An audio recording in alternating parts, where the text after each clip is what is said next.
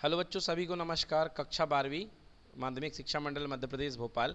तो देखिए 5.2 प्रश्नावली आज हम शुरू करने जा रहे हैं और 5.2 प्रश्नावली से हमें पढ़ना है बेटा। जो टॉपिक है, हेडिंग बना लीजिए।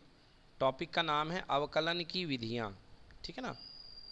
तो आज से हमें क्या शुरू करना है? अवकलन की विधियाँ। तो बेटा हमको अलग अलग प्रकार के अवकलन पढ़ने हैं आज से। ठीक है। सबसे पहला टाइप। अब पहले टाइप जानने के पहले आपको पहले पीछे के फॉर्मूले आपको पता होने चाहिए कि अवकलन के फॉर्मूले क्या हैं। तो जैसे d by d x x की पावर एन, ये होता है फार्मूला एन एक्स की पावर एन माइनस वन। ठीक है ना। D by d x of log x, तो लॉग एक्स का अवकलन होता है one upon x. D by d x of e की पावर एक्स, ई की पावर एक्स का अवकलन होता है ई की पावर एक्स। और त्रिकोणमितीय अवकलन आपको याद होंगे शायद। याद कर लीजिए यदि याद नहीं हो। साइन एक्स का अवकलन होता है कॉस एक्स, और d by d x of cos x का होता है माइनस साइन एक्स। याद रखना, जितने भी सी से शुरू होते हैं सब में माइनस आता है। ठीक ना। D by d x of tan x, tan x का अवकलन होता है सेक स्क्वायर एक्स, और d by d x of sec x, इसका होता है sec x tan x. D by d x of और कौन सा हो गया, कॉसेक एक्स,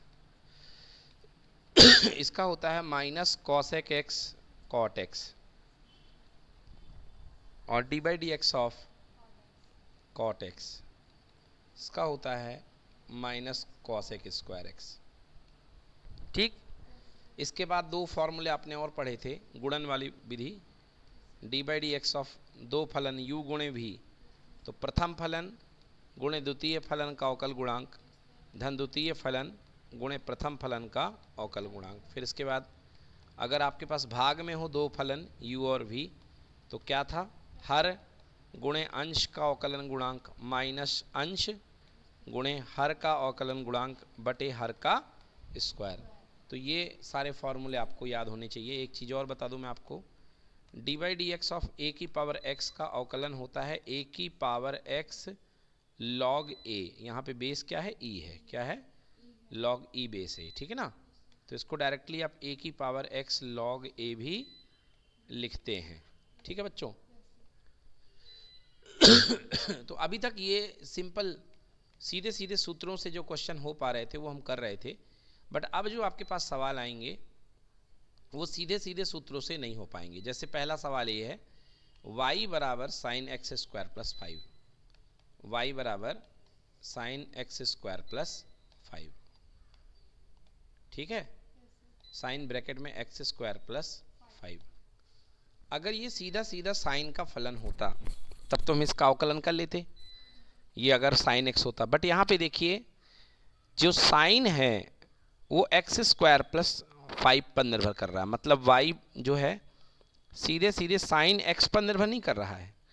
मतलब ये क्या है, फलन का फलन। क्या बोलते हैं, फलन का फलन। इसको बोलते हैं, फलन के फलन को हम बोलते हैं संयुक्त फलन। क्या बोलते हैं, हाँ। तो बच्चों संयुक्त फलन जब भी हो तो आप कैसे करेंगे ऐसे फलनों का अवकलन, जब संयुक्त फलन आए, मतलब एक फलन दूसरे फलन पर निर्भर हो, तो आप ऐसे कैसे करेंगे इसका अवकलन। देखिए, तो मैं कहूँगा इसके लिए ट्रिक ये है कि जो आपको टेंशन दे रहा हो उसको टी मान लें, है ना। जैसे यहाँ पे लिखा है y बराबर sine of x square plus 5, तो आपका मन क्या कह रहा है, आपका मन कह रहा है काश ये साइन एक्स होता। बताइए, मन कह रहा ना, अगर ये साइन एक्स होता तो हम इसको क्या कर लेते, अवकलन कर लेते। तो ये वाली चीज़ दिक्कत दे रही है, तो इसे हम लोग चेन रूल से हल करते हैं। तो जो आपको दिक्कत दे उसे आप क्या कर लेंगे, टी मान लेंगे। क्या मान लेंगे, टी। पहले आप x के सापेक्ष अवकलन करने पर लिखेंगे, x के सापेक्ष अवकलन करने पर तो देखिए d y by d x बराबर डी बाई डी एक्स और यहाँ पे sine of x square plus कितना 5। ठीक है बेटा। अब देखो ये दिक्कत कर रहा है तो इसे टी ले लो, तो लिखोगे माना टी बराबर एक्स स्क्वायर प्लस 5, मतलब आपने एक नया चर प्रतिस्थापित कर दिया, तो ये हो गया डी बाई डी एक्स और अंदर बच गया साइन टी। क्या बच गया अंदर बेटा? Sine t. अब देखो बेटा यहाँ पर किसका चर है? टी का है, और आपका जो ऑपरेटर है, जो संकारक है, वो किसका? एक्स का है। तो हम बोलेंगे डी बाई डी टी हमें दे दो, साइन टी का अवकलन कर दो, और हिसाब किताब बराबर करने के लिए नीचे डी टी लिया तो ऊपर क्या? डी टी, और यहाँ पर क्या? D x. ठीक है ना। अब देखो साइन टी का अवकलन क्या होता है बच्चों? कॉस टी, ये तो पता है आपको। और डी बाई डी एक्स, और टी की वैल्यू पुट कर दो। टी की वैल्यू क्या है? X square plus 5, x square plus 5। तो कॉस टी की वैल्यू एक्स स्क्वायर प्लस कितना? 5। अब एक्स स्क्वायर का अवकलन कितना होता है? 2x, और 5 का कितना होता है? 0। तो 2x प्लस 0 हो जाएगा 2x। उत्तर आ गया 2x cos x square plus 5। ये आ गया आपका d y by d x. Check करिए, देखिए, ये देखिए cos x square plus 5 into कितना हो गया? 2x। ठीक है ना। अब देखिए अगला फलन, इसको y मानेंगे। यहाँ पर देखो कॉस सीधे x पे निर्भर नहीं कर रहा है, कॉस साइन पे कर रहा है, फिर साइन x पे कर रहा है, मतलब ये भी क्या है? संयुक्त फलन है। तो इसको भी ऐसे ही करेंगे। तो मान लेंगे y बराबर cos of sine x, y बराबर cos of sine x, x के सापेक्ष अवकलन करने पर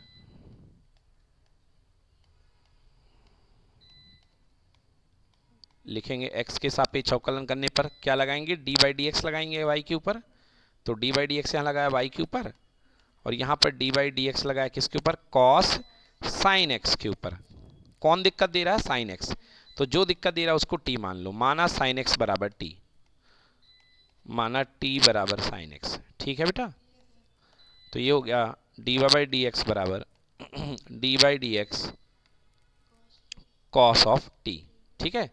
ये क्या हो जाएगा? ये डी बाई डी टी बन जाएगा, और कॉस टी का अवकलन करेगा, और यहाँ हिसाब किताब बराबर करने के लिए d t by d x. बच्चों कॉस टी का अवकलन टी के सापेक्ष क्या होगा? Minus sine T.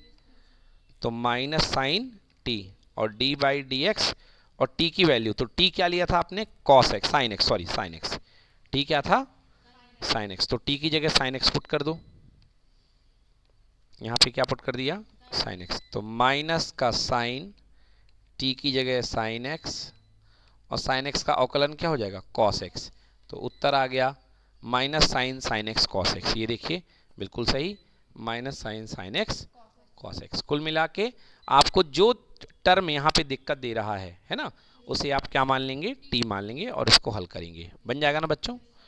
इस तरीके से आपको ये करना है। जैसे एक क्वेश्चन देख लीजिए, sine of a x plus b, y equal to, हमारे पास में है sine of a x plus b. कौन दिक्कत दे रहा है? ए एक्स प्लस बी, है ना। अगर ये साइन एक्स होता तो हम सीधे सीधे कॉस एक्स कर देते, बट साइन की जगह sine a x plus b है। चलो, तो डी बाई डी एक्स करो equal to d by d x of sine a x plus b. बोले ठीक है। अब ये चीज प्रॉब्लम कर रही है, तो इसे ले लो टी, टी बराबर ए एक्स प्लस बी। तो ये हो जाएगा d by d x, sine का कितना हो गया? टी हो गया। अब एक वेरिएबल में है तो हमको टी लाना पड़ेगा, तो d by d t sine t, और d t by d x. ठीक है। साइन टी का डिफरेंशिएशन क्या हो जाएगा? कॉस टी, और डी बाई डी एक्स, और टी की वैल्यू क्या है? A x plus b. Value put कर दो, कॉस टी की जगह है ए एक्स प्लस बी। अब ए एक्स का डिफरेंशिएशन, तो ए बाहर आ जाएगा, एक्स का हो जाएगा 1, और बी का कितना हो जाएगा? 0। तो उत्तर आ गया cos of a x plus b, फिर ए इंटू 1 प्लस कितना?